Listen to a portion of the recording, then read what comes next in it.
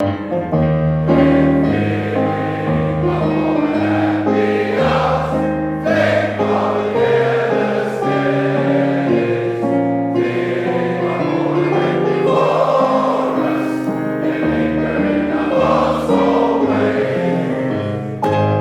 day, welcome to it. It is another episode of the OMU podcast with your host, Neto Machele.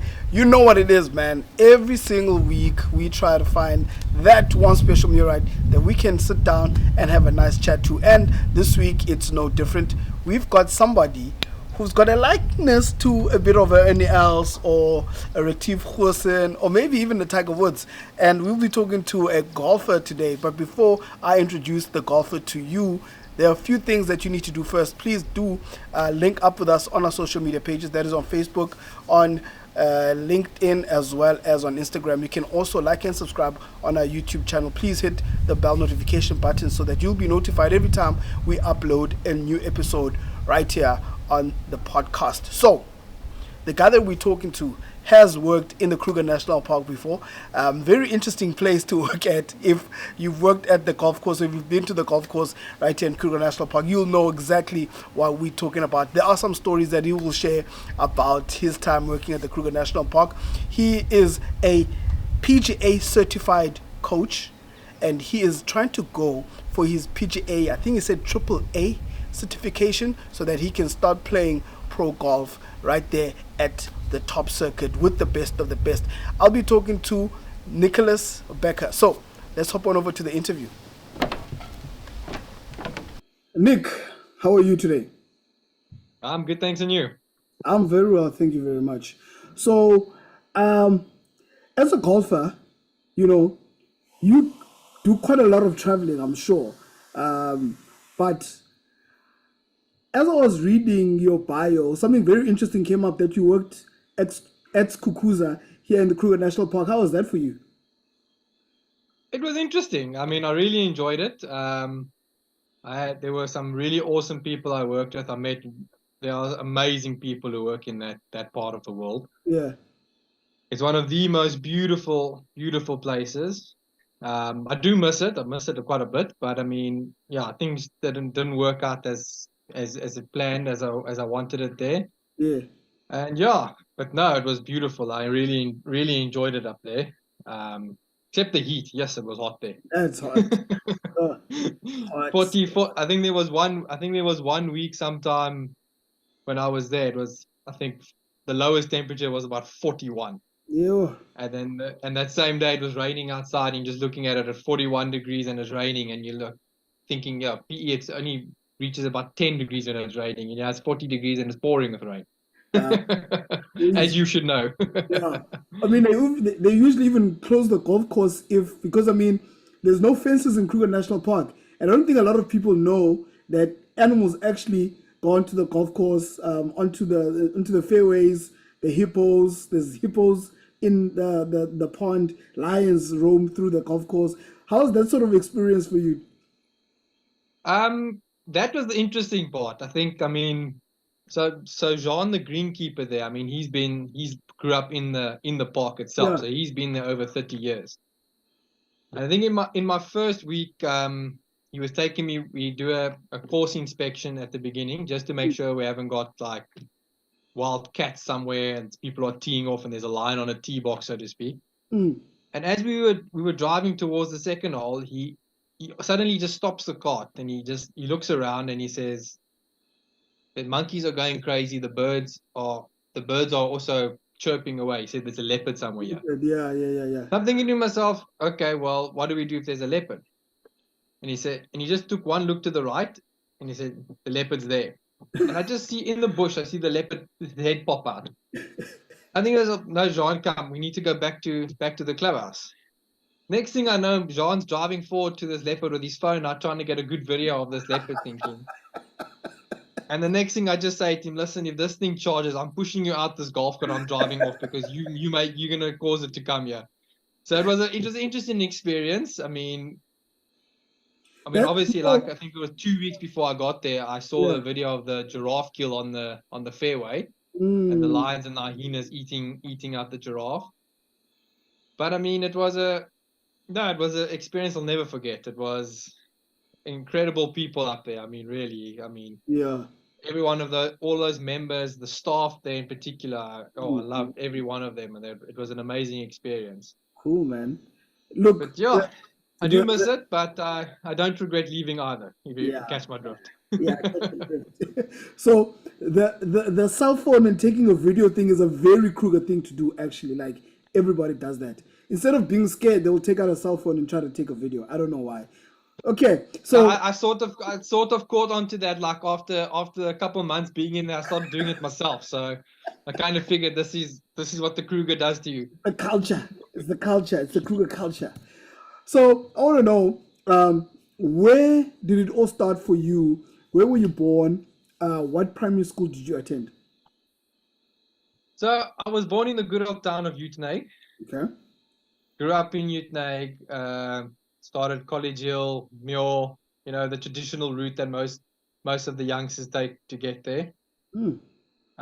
Yeah, but most of my mom's side of my family have all gone to Muir as well. So most of the waiters like Jamie, Mark, Neil, Ian, they were the generation before, and then obviously my generation would be me and my two cousins, Darren and Joel Waits. So I mean, that was our legacy was always at Muir. My Yeah. grandfather went to Muir as well.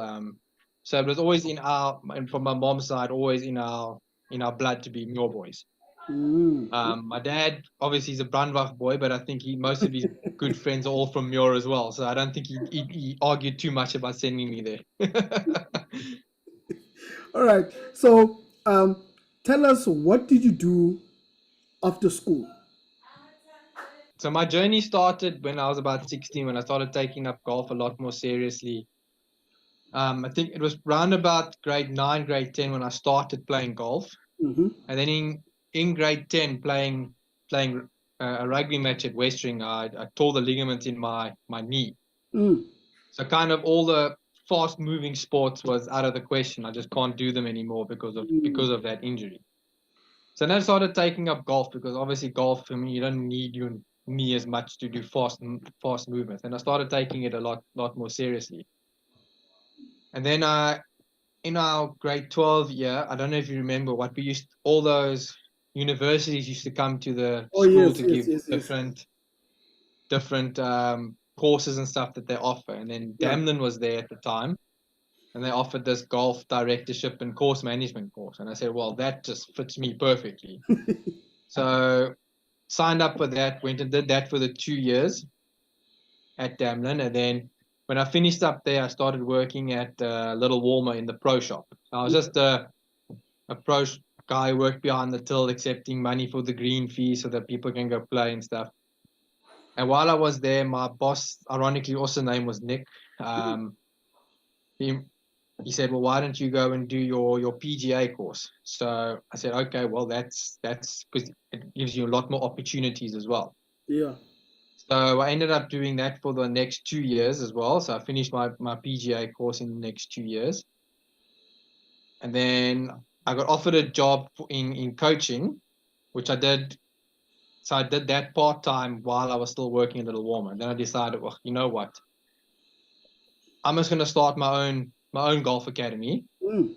because I found myself, I was actually quite good at marketing myself and getting my name out there. So I started my own coaching company while I was still working in the pro shop. So I organized my lessons around it. I then got offered the general manager position at Sardinia Bay. Okay. So I took that up while I was still doing the coaching and stuff. So I was busy doing both. I was working probably about 7 days a week at that time. Mm. But then the coaching got so big that I eventually said to Sardinia Bay, look, I mean, I can't do both. It's taking a toll. It was taking a toll a bit of me personally, but I mean, the academy was doing so well. So I was like, well, here's my chance to be my own boss. Yeah. So yeah, I jumped at it, and it grew and grew and grew ever since then. And then obviously when COVID hit, everything comes to a grinding halt. Yeah. So luckily for me with the golf, it was golf that let back relatively quickly. Yeah. Because I think we went into hard lockdown at the end of March 2020. Mm. And then June, midway through June, we'd opened up already for golf. Mm. And then I think that year, the amount of people I had coaching golf went through the roof, because it was the only sport that the kids could play, it was the only sport the adults could play, because they weren't allowed to do anything else. So I think at that time I was working probably from 8 to 6 most days, coaching golf from Monday to Sunday. So I was like, what, make hay while the sun shines. Yeah. Okay. So yeah, that was kind of my journey from after school, was that, and I'm kind of like, enjoy being my own boss sort of thing. I think that's probably why me and Skukuza didn't work out too well, but I mean, that is what it is. But yeah, that's kind of my journey since I left school. And I mean, I wouldn't change it for the world. I mean, I love coaching the kids. I love coaching the adults and trying to help people improve at the game. Yeah. Okay. So can you share a memory from school? Which one? Must it be a good one or a bad one? Well, it depends on you. A fun memory that you have. I mean, I think probably my fondest memories come from our business economics class. I mean, there was one stage when the guy sitting behind me decided to dig into my school bag because he was hungry and he wanted food, and decided, no, my food would be better than his.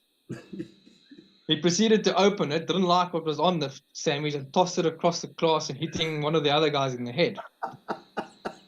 And obviously now this oak on the other side wasn't too chuffed with this, and threw the sandwich all the way back as Mr. Host walked back into the classroom, and it got stuck on the wall right by my head. So he kind of knew what kind of happened there and transpired. So that was one of the fun. So I mean, there were a lot. Yes, I had a good time in school. I was more of a quiet type in school than I am now. But yeah. I suppose we all grow up a bit when we leave school, and our mouths open up a bit more. But true. So yeah, that was one of my fond ones.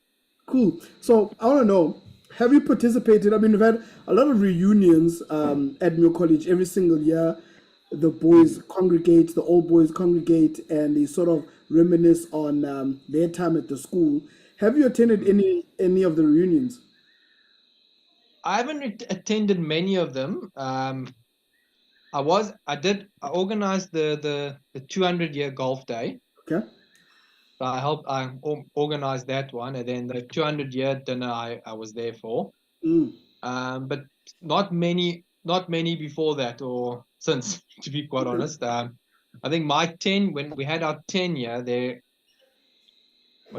I had something on our 10-year reunion. I really wanted to go to the 10-year one, but I had a conflict with something. I think it was like a PGA event in Mossel Bay or something like that. We had our 10-year one, so I couldn't attend it.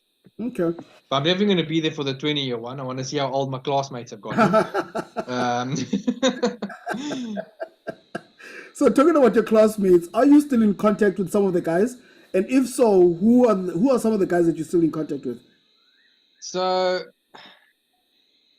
the ones I'm most frequently in contact, my best mate Clinton. So me and him have been mates since school, so we're still mates now. Also, Michael Besaidnote as well. I mean, me and him chat all the time. Yeah. And the nice thing about it is we're golfing buddies as well. So we always organize to try and go and play a couple rounds with each other all the time. Like one of my other best mates was Donovan Tuck. So he was like one of my best men at my wedding as well. Yeah, and he unfortunately passed away. So he was also like one of my best mates as well, leaving school. So yeah, I've been in contact with them, and then obviously the committee member Violetto Jan, or Janzo as we used to know him in school. Yeah. I mean, he just contacts me to come drink with him at the Muirite, and we have that Friday bash. He just wants me to buy him tequila. Yes. And then I know Darren Barner was there last time when I was there. It was nice to catch up with him. Yes. And I saw, was it at Mug and Bean? I was sitting there on my laptop. I saw one of my other mates, Rowan Chant, and his wife then at the time was heavily pregnant. Oh, So yeah, so he's just become a dad somewhere along the line. So I hope he's getting enough sleep. yeah. But yeah, other than that, I don't see much of them anymore. Which is that's why I want to get back to the 20-year reunion and see how some of them are doing. Maybe some of them have lost a bit of hair as well. No, I know for a fact some of them have lost it. That's the beautiful thing about Facebook. So I want to know, do you believe that your time at Mio has shaped you into the gentleman that you are right now? And if so, how? I definitely think it has because I mean, the one thing that Muir taught me was having good manners and Yeah, how to speak to people, and that's the one thing it did teach me. It also taught me that marks don't count for much in school, yeah. because when the minute you leave school, it's more about the person you are. Yeah, and I think a lot of what Muir's done, it creates a community outside the school. I mean, if another, for instance, I started coaching this one man. I think he was class of 1992. His name escapes me now. So he was a mule boy. We heard I was a mule boy. All of a sudden, the conversation just changes, and it's like they talk. It's about school talk and Yes, all that. And yes. I think that and that's the most beautiful thing about the OMU. I mean, you meet so many people from different classes that are in a different walk of life. I mean, you never know when you can call on those contacts when you need them. Oh, cool. Now, I want to know, have you done anything crazy that some of the old boys don't know? Crazy, So, what's the I don't know. craziest I'm thing that not you've done, Nick? the Let us. craziest thing that I've done. Yes. Yeah, I'm not sure that one can be put on camera. To be quite honest, if I want to go that crazy, let's not You put can that keep one it out in the PG. internet. Yo, to be honest, it's not really in my nature to go out and do something crazy. I'm more the type that's the like when all the mates go drinking, I'll be the one that's like, listen, guys, you need to get going, sort of thing, because Yeah, yeah, we're gonna end up in trouble. Yeah, that's more my nature. Like, I'd rather see the other guys having fun and like knowing that they get home safe, sort of thing. That's more my nature, sort of thing. yeah. So Okay. doing something crazy, I suppose the craziest thing that I can't say it's just me because so I'm gonna rope my mate Clinton into this one as well. And when Donovan was alive, he was also part of this. Yeah. I don't know if it's crazy or more stupid that we did this. So we were scheduled to play a pro am at George Golf Club, Yeah. but this was around the times of do you remember a couple of years back they had all those fires in Oh, Iceland. yeah, and George. Yeah, yeah, yeah. So on this particular day, this was probably about 3 or 4 weeks after those fires had died down when we played this pro-am. And as we're driving, we're getting warnings that no, there's a fire that sprung up in Tsitsikamma now. So we were like, oh, no, man, that's probably far away from where we're driving. So I think we must have been one of the last cars that actually let through on this road. And we're driving through this fire with fires on both sides of the car. And you can literally feel the heat coming into this car. And the winds are probably about 70, 80 Ks an hour winds that we're doing this. So I'm stressing that the door's going to melt. Clinton on my right is stressing because he's the driver now. He's the one stressing that the tires are busy melting. And I'm like trying to be the voice of reason. Me like, guys, we can't turn around now. We got to keep going straight because we can't see what's coming in the smoke here. So that's probably the craziest and stupidest thing that we've done was driving through that fire to go play golf. Yo, man. All The right. things that golfers do for golf, it's insane. Yeah, yeah. I mean, I would have never done that. So, what is your biggest achievement? What would you say is your biggest achievement to date? Um, I think it's a combination of a few things. So, in me, was achieving my class AA for my PGA professional. So how it works is we've got in our profession, we've got certain rankings we go through. So there's eventually you want to work your way up to master professional. Okay.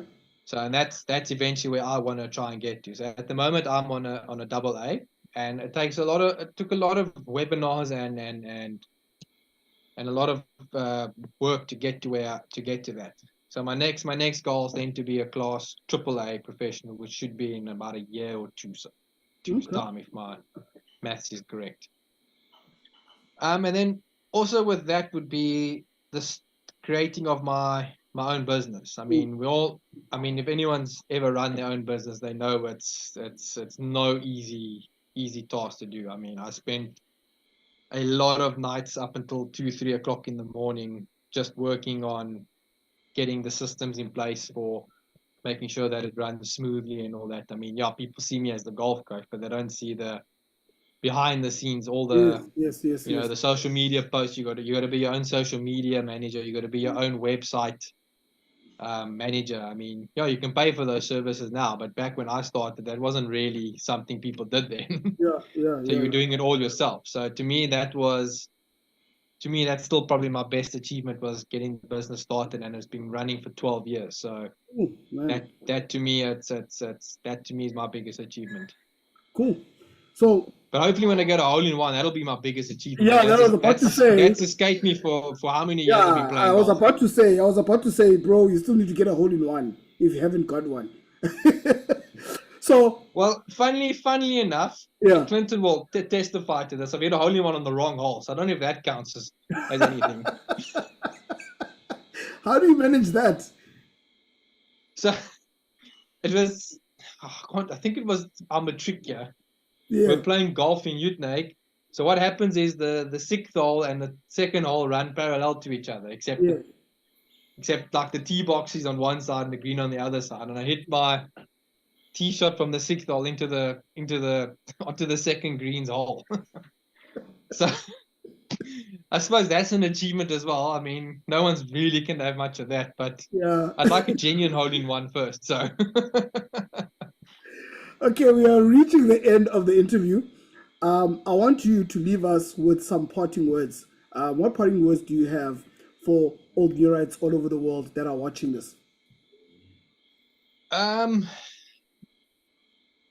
So this has been a very recent parting advice I can give to people. I mean, it's kind of a heartbreaking story.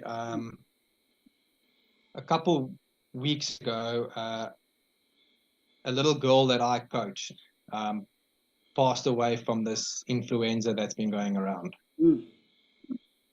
And it hit me really hard because this little girl's only 11 years old. And being one of my favorite students as well to coach, I mean, it hit me really, really hard. And the best parting words I can give to any OMU people is life is short. Enjoy it while you can, because we're not going to be here forever. And yeah, that's the best advice I can give to you. Because trust me, after seeing what that poor dad is going through now after losing his daughter, just enjoy life and have fun. Cool. Oh, very sad note, Nick. I didn't want to that note, man. But it's all right. From our side, thank you very much for agreeing to do this interview. I'm sure you've got a very busy schedule, but thank you very much for joining us on this podcast. And I wish you nothing but the best moving forward. And I'm sure you're going to get that AAA certification. And when you do, we need to come back. Maybe at that time, you would have achieved your hole-in-one. Yeah, let's hope so. All right, Nick. Thank you very much, man. Thank you very much, bud. All right. Cheers.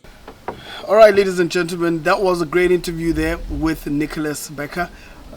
pretty sad story to end with the interview. I would also like you to like and subscribe on our YouTube channel. Hit the bell notification button so that you'll be notified every time we have a new episode uploaded onto the channel. You can also follow us on our social media pages. That is on Facebook, that is on LinkedIn, as well as Instagram, if you want any information about the OMU and some of the things that the OMU does. So with that said, it is the end of the interview, or it is the end of the episode rather, and I'll see you guys again on the next episode of the OMU podcast.